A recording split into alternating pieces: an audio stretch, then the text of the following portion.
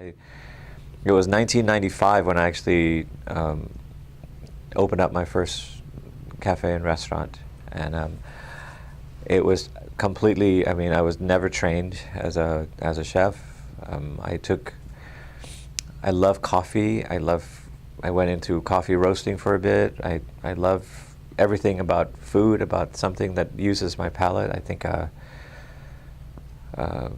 if there's any talent that I feel like I have it all, it's probably I could taste things.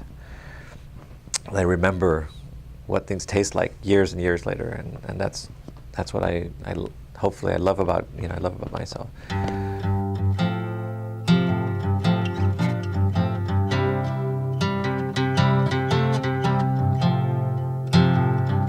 Time I went to the kitchen at the Regency Club in Westwood, where my friends work, and that's where I learn. I go to the kitchen 2 or 3 times a week.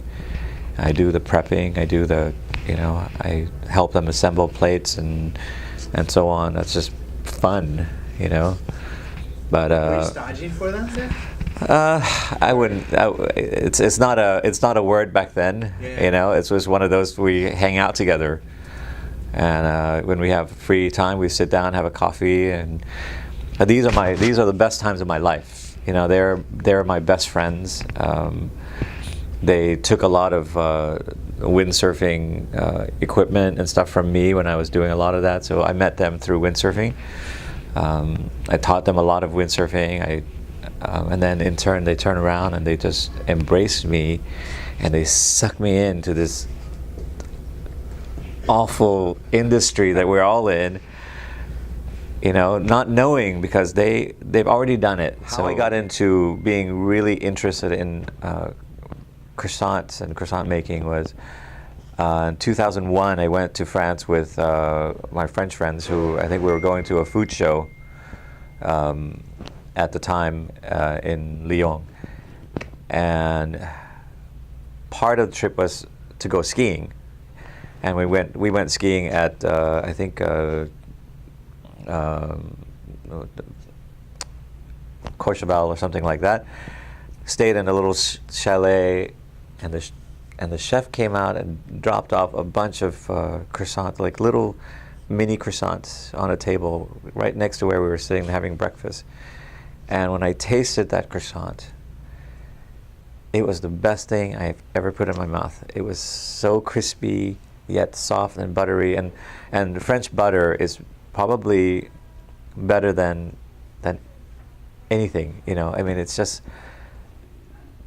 I thought then that, why is it that when we live in America, there is not something that good? Out of all the restaurants, I was getting back in, and I saw a location in Seal Beach. I went in there, and it was just a bakery. It wasn't a restaurant. And that's when I realized, like, this is it for me. Here it is. It's a bakery with ovens and all this stuff. I'm gonna be the croissant guy now. It's been what I think I should have been doing all my life, and I didn't realize it until I'm lucky. Actually, I feel like I'm lucky. I get to find what my passion is. The economist part of me is thinking that, all the chefs, all my friends are always working so hard at night, chasing after, the dinner and the steak and the, whatever they're doing to try to get there, and no one's actually doing breakfast. So while doing pastries, morning pastries, I also started making a full breakfast and brunch menu. Well, I think our product is it's handmade, so we don't. It doesn't look like it's coming out from a factory somewhere. I think the partners that are buying our product now, like Keen Coffee, Portola Coffee Lab. We even have nowadays we have the coffee at the Huntington Surf and Sport on Main Street and Pacific Coast Highway. That's actually found out that we were here doing wholesale, and they wanted our stuff. Do they know you were a windsurfer?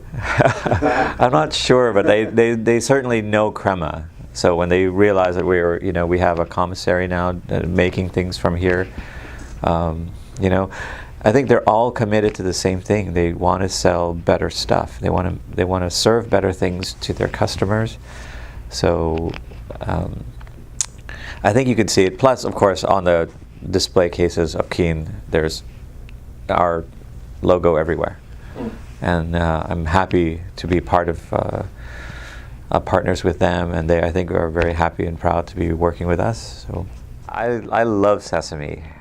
I make sesame bread sometimes. I blend sesame into my, green tea.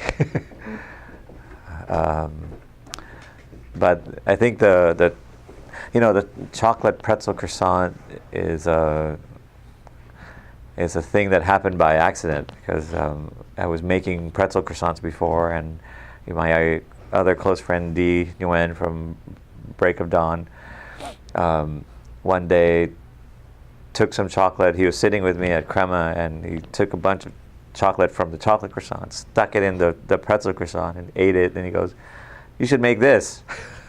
So I definitely will give him credit too, because he was the one that kind of was like, "Yeah, I think you should be making this one." I'm like, "Well, that's easy enough to do, because that's already something we do." And all he wants was pretzel croissants for life. That was the deal. So on them. As far as tools for the home baker for bread, I would say you don't really need much. You need a mixing bowl. Grab the best quality flour you can find. Sir Galahad, or I think King Arthur, I think they sell in the grocery store as their all-purpose flour for King Arthur is actually the same bread flour we use downstairs. They just label it as all-purpose flour for King Arthur. That's the great bread flour. For the home oven, if you want to use a pot, but the pot is great because if you heat up the pot in the oven as you're preheating, you heat the pot in the oven, and then you don't need anything, because the bread itself has tons of moisture from the water, and you put the lid on it, a hot pot with a hot lid, let's say it's 450 degrees. You put your bread in there, you score it whatever way you want. You don't even have to score it.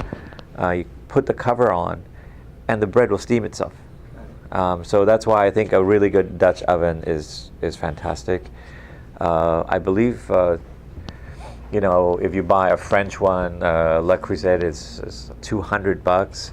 But if you go to Sam's Club, there's one that they sell for $39. It's perfect. It works just as well. Cool.